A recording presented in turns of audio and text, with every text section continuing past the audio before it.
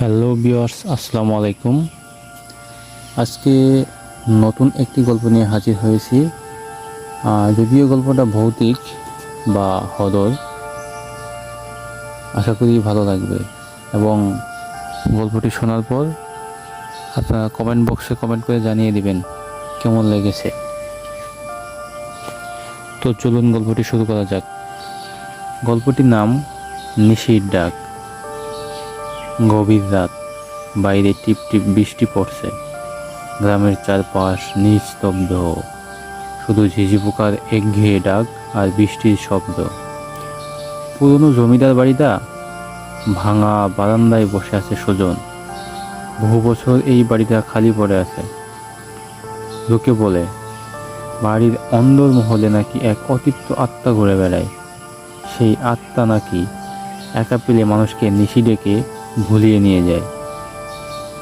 সুজন বিজ্ঞান মনস্ক যুবক। সে এসব ভূতের গল্পে বিশ্বাস করে না। সে চ্যালেঞ্জ নিয়েই এই বাড়িতে এসেছে, কারণ তার বিশ্বাস এসব ওই পুরনো দিনের কুসংস্কার। হঠাৎ করেই বৃষ্টিটা ধরে গেল। চারপাশে একটা থমথমে ভেজা বন্ধ।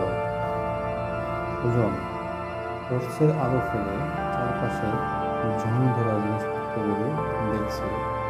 ঠিক সেই সময় শুনতে পেল একটা মিষ্টি পরিচিত গলা তাকে ডাকছে, সুজন, ও সুজন। সুজন চমকে উঠল। এই ডাকটা যেন তার ছোটবেলার বন্ধু, যার নাম ছিল তনুজা। কিন্তু তনুজা তো বহু বছর আগেই অন্য গ্রামে চলে গেছে, আর এত রাতে এই নির্জন জায়গায় তার নাম ধরে ডাকবে কে? সেই টর্চটা উঁচু করে দেখল, কিন্তু কাউকে দেখতে পেল না। কে ডাকছে? কে ওখানে? সে চাপা গলায় প্রশ্ন করল। খানিক বাদে আবার সেই আরো কাছাকাছি, এবং ডাক্তার যেন বারান্দার ঠিক হালকা কাছাকাছি আসছে। ভয় পাস না, আমি কোনো যাই, আমার সাথে একটা জিনিস দেখাই। সেদিনের ভিতরে বিরাট ভর থাকতে না চাইতেও তার পা দুটো যেন সেদিকেই এগিয়ে গেল। সে ভালো করেই জানে সে এটা কোনো সামরিক ডাক নয়, এটাই সেই নিশিটা। তার যুক্তি বলে সে শুনে যেতে। তার মন যেন এক অজানা কানে বারান্দার ভাঙা কাঠের সিঁড়ি বেয়ে নিচে নামতে শুরু করেছে। মাটিতে পা দিতেই সুগন্ধ দেখল সামনে একটা আফসানের প্রতিমূর্তি দাঁড়িয়ে আছে। তার মুখটা অন্ধকারে স্পষ্ট দেখা যাচ্ছে না, তবে তার উজ্জ্বল দুটি চোখ রয়েছে। সেদিন প্রায় সংহিতের মতো মেয়েটির দিকে এগিয়ে গেল। যখন সে আর মাত্র দুই থাকবে, তখন তার মনে পড়ল একটা শেষ প্রতিরোধ জন্মানো। সে জোর করে নিজের চোখ দুটো বন্ধ করে কান শুনে নিজের ইষ্ট দেবতার নামে জপতে শুরু করল। সাথে সাথেই তার কাছে একটা বিভৎস চিৎকারে বদলে গেল।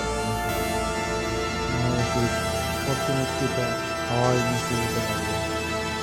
এবং চোখে দেখল যে জায়গায় মেয়েটি দাঁড়িয়েছিল সেখানে কোনো মানুষের পায়ের ছাপ নেই। কেবল একটি পাখির খাবার মতো অদ্ভুত চিহ্ন। চিৎকারটা মিলিয়ে দিতে এবং ভক্ত মাটিতে পড়ে গেছে। তার সারা শরীর ভেঙে গেল। সে বুঝে গেল তার আর জীবন বেঁচে গেল শুধু বিশ্বাসের জোরে, যুক্তির দিয়ে নয়। একদিন সকালে গ্রামের লোক তাকে উদ্ধার করল এবং সেদিন কথা বলতে পারছিল। তার মুখে শুধু একটা শব্দই ছিল, তনুজা, নিশিতা। তার প্রত্যেকের কোনো দিন ছিল ওই জমিদার বাড়ির পিছনের জমি। আর গ্রামের সবাই বিশ্বাস করে রাতের আধারে সে অতিরিক্ত আত্মা আজও মিষ্টি গলার মানুষের নাম ধরে রাখে, তাদের শেষ পরিণতি দিকে টেনে নিয়ে যাওয়ার জন্য। গল্পটি শোনার জন্য ধন্যবাদ। আপনার যদি আরও কোনো গল্প শুনতে ইচ্ছে করে তাহলে কমেন্ট বক্সে কমেন্ট করে জানিয়ে যাবেন। ধন্যবাদ সাথে থাকার জন্য।